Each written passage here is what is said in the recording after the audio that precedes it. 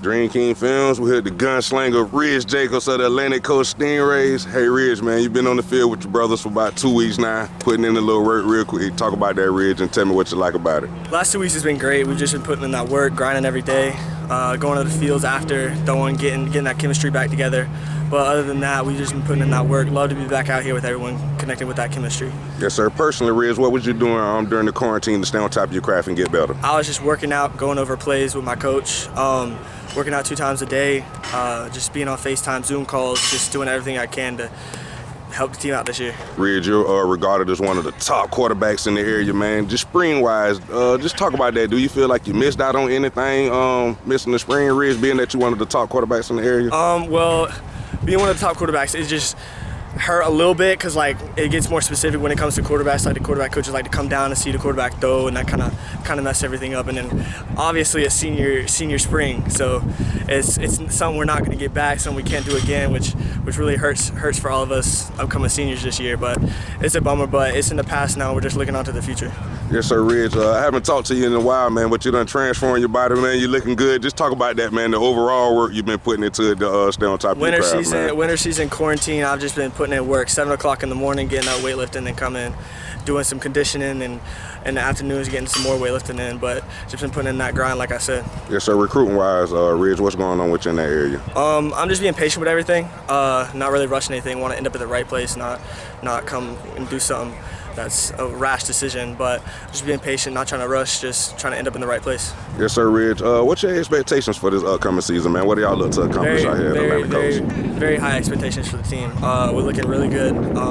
Walter Rosas on the line, Taylor on the line, and I got my receivers, Pat Bryant, Malcolm Seaborn, Jordan, and then my dog E-Man. But that's also a good look for the offense. But the defense too, Josh, Jordan, all them boys, they're coming back. So we all have that same chemistry a little bit from last year, so we know how we're rolling this year. Talk about those receivers a little bit more, man. We all know y'all gonna light it up out here this year, man. You and Pat especially, man. But talk about those receivers a little bit more, Ridge. We're looking fast, man. We got Pat on the top end, so you can throw the ball up and he'll go get it.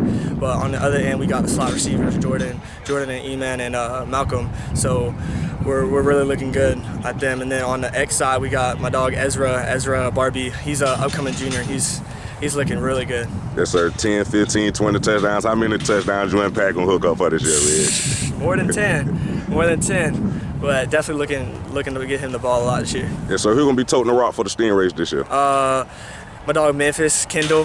He's looking really good. I expect a lot of good things out of him through this.